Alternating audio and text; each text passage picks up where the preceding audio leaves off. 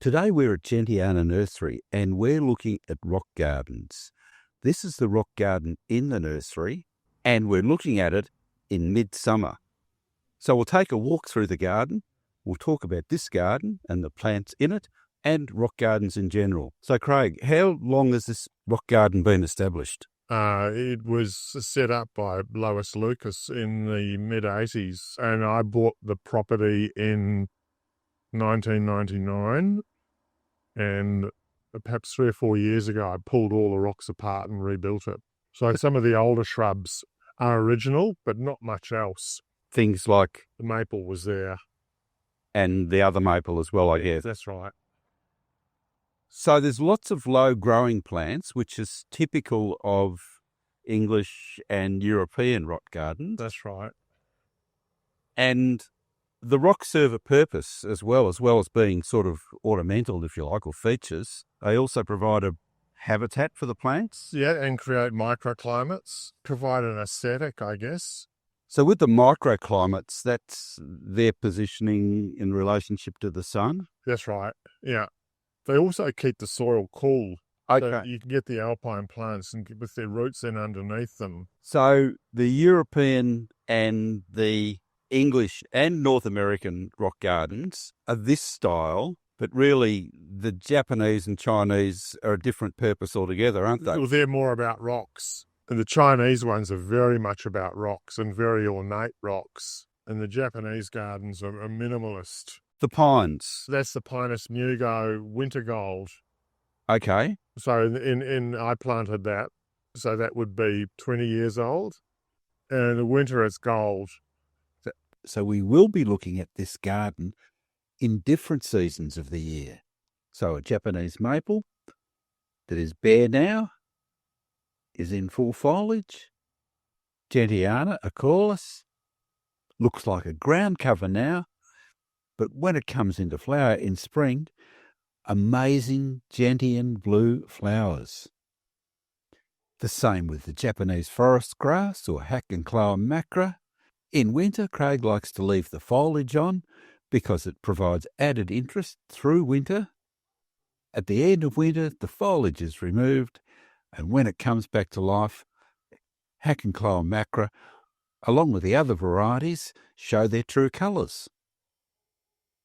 And this is the same for most of the ornamental grasses, some of which aren't in the rock garden itself, but a number of the ornamental grasses are in the border at the front of the nursery, and we have a separate video on that. If you're visiting this garden and wanted to see all the plants at their best, you'd need to come back at 4 to 6 times a year. So this is Centaurea. Centaurea bella. So the foliage stays nice and low. Yeah, there's nice foliage. And then it sits up and it's growing in full sun here. So full sun and good drainage. So it's pretty happy. Yeah. And this is a little sedum of some sort? Sedum, spathuifolium. And again, that's pretty lovely. Helianthumum wisely pinked. Right. There's Geranium, cinereum, there's molly drills. That's really brilliant colour, isn't it? That's a Rhodohypoxis. It is. Rhodohypoxis comes in a number of colours. This one is Rhodanthemum hosmeriense, brilliant flowering plant. And then we have Nepeta. That's the time that you go very about to flower. Remember that one? Oh, yeah. Yeah. Supposedly Jekkas Thyme. Yeah. You know which one that one is? I think it's Pretty. Dianthus Pretty, but it's good, isn't it? Oh, it lives up to its name, doesn't it? Doesn't it? Yeah, just brilliant colours. So to me, this looks like scleranthus, but it's not. It's not scleranthus. It's much slower, and the foliage is much finer than scleranthus. So Sagina. Sagina Aurea. And to grow this one, moisture and sun. So it sort of suits, it likes to get down with its roots around the rocks. That's right. And it is strategically positioned so that I'm out there with the hose. And around it, extra rocks, well, that's sort of quarter minus. Yeah, it's just cheap gravel. So that's just a mulch. That's a really compact heath. Okay. So that's Calluna Foxii Nana. And that will flower. No, It doesn't flower. it doesn't flower, but it's super compact and super slow. So it just sits there and it provides a bit of green all year round. That's right. So through here, there's lots of low-growing ground cover plants and more times, but there are some that are missing at the moment, including the Gentianas. The Gentiana's just there, Gentiana acaulis. But you wouldn't notice it as much as Probably not so much unless you knew what you're looking at. But when it flowers, It's intense blue. so again, a brilliant plant, and the same next to it, another clump. Yep. And the azorella in front of it's sort of a cool plant too. Is that easier to grow than, It's easier than scleranthus. It has much deeper roots. okay, so for those who can't grow the scleranthus, that's a yellow, That's scleranthus savioi. okay, but this one would be easier for most people. Yep. Thymes make a great ground cover plant, and you've got a few of those, Lots of different times. and that one's, Thymus coccinea and just behind it, is Stachys officinalis. Alpine Achillea are well worth seeking out. They're not as aggressive as some of the other species.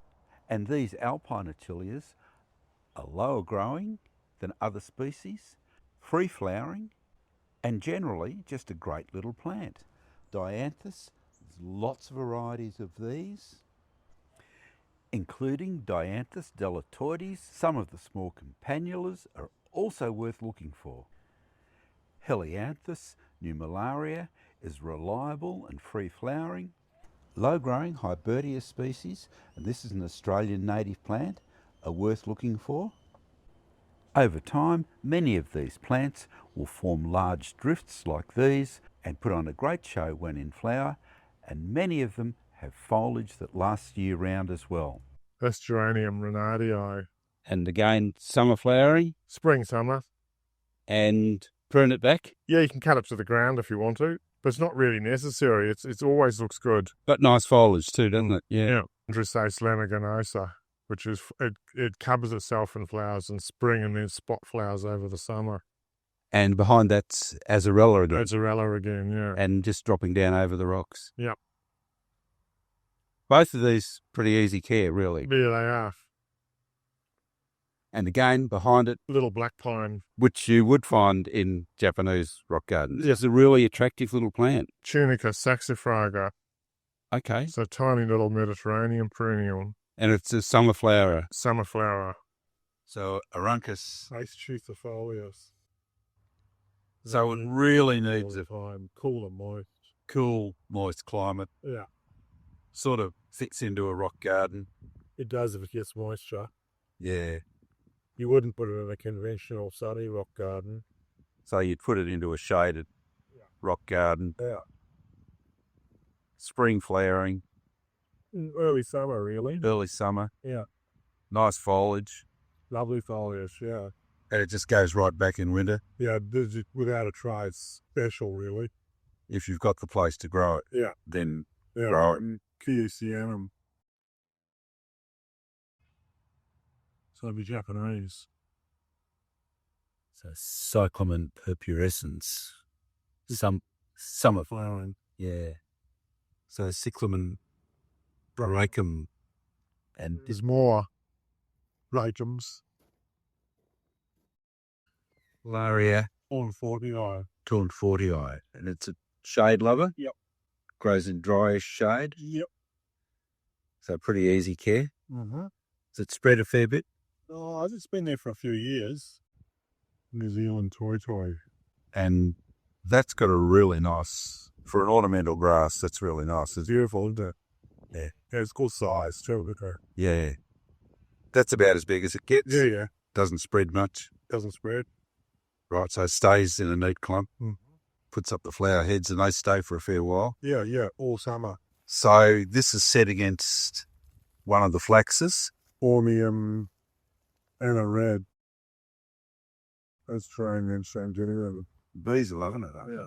A lot of the geraniums are summer flowering, and this one Yeah, look, they flower in the spring and then spot flower over summer. over here we've got Cross magnificum. Fabiana stricta. and this is a pulsatilla of some sort. just coming into its glory. Yeah, this is Pulsatilla vulgaris, and it's midsummer, but it's decided to flower anyway. Yeah, they often do that after we've had some rain. Okay, so this is... Oxalis hirta rosea, autumn flowering. And... non-invasive. So not one of the nasty ones. No. Pretty easy care. No care. No care. Yeah. Okay, so this is a tough little plant for a rock garden. Yeah, because it likes a dry summer. And the flowers are brilliant with those little yellowy lime sort of centres. Yeah. They're really good. Oxalis masoniana, another autumn flowerer, and also no care. Oxalis hirta, Mauve Form. Oxalis hirta, and it's a salmon form of it. Yep. Oxalis glabra. Yeah. And again, an easy plant. It's not a thug. No. And it's just coming into flower. Yep. So this is one of the Sternbergias. Yep. And it's a tiny one. And again, really easy care. Yep. There's Mediterranean, so they like a dry dormancy. So again, late autumn. Yep. Beautiful. Erodium chrysantha. So it flowers mostly in the autumn, but the rest of the year it has beautiful foliage. So the foliage is year round? Yep. And those little white flowers... cream, really, aren't they? Pelargonium eculatum. And it's summer deciduous. All right, so this is just coming back into life now. Coming back into life now, and it's the only plant in the world that can photosynthesize through its bark. Okay, so we start off with the white and then ages to pink. So this is Cyclamen. Wellenseckii. And it's a bit of a standout for the foliage. It is indeed. Hybrid between Leibanoticum and Pseudobericum, I think. And it's tucked in behind this rock. It likes rocks. So it gets a bit of shade from that. Oh yeah, shelter, I guess. Yeah. And this is it, spreading up here? Yep. Into the armeria. So that's just long stems going from... Yep. Fantastic, huh? It's a beautiful plant.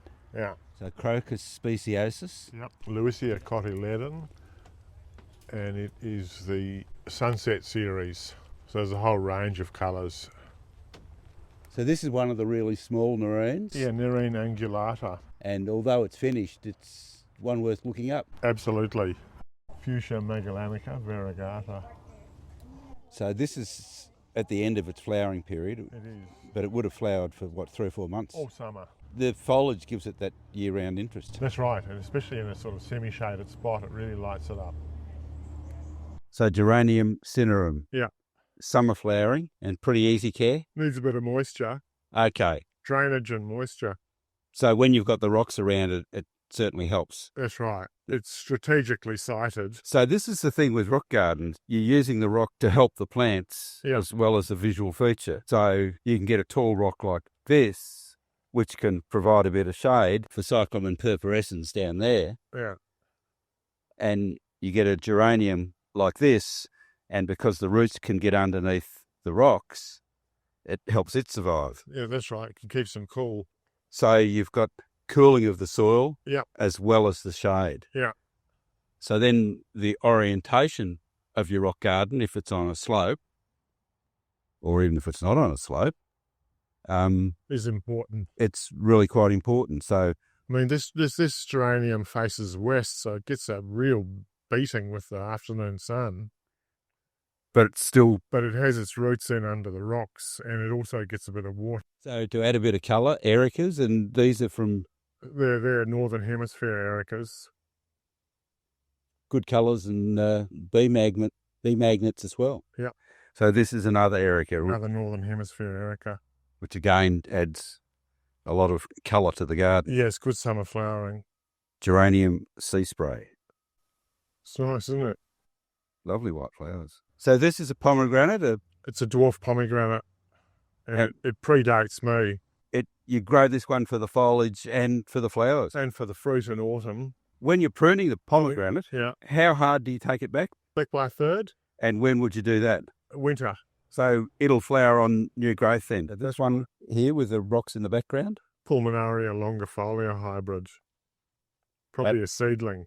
And that one's grown mainly for the foliage? Yep. It flowers in the spring, sort of purpley pink. Pulmonaria excalibur. Yeah, so purple flowers in spring and the big broad silver leaves. Artemisia. Artemisia canescens. You can cut it to the ground in the winter. So it dies back in winter, It dies back in the winter. but provides foliage from spring sort of right through. It's nice summer foliage. And foliage plants are important because they're going to last longer than flowers usually. That's right, and they give you some decent cover over the summer. Tucrium marum, a bit of a bee magnet, needs to prune back after it's flowered. So you could prune this back by, what, a third or more? Just take the flower stems off it. Okay, so you do that in summer. Yeah. Now behind it we've got one of the ornamental grasses. That's Japanese forest grass. So Hackenochloa Macra. Hackenochloa Macra, yeah. And that's the species itself. That's right. The Scaviola. It's an Australian native. So you can use Australian native plants in rock gardens. You can.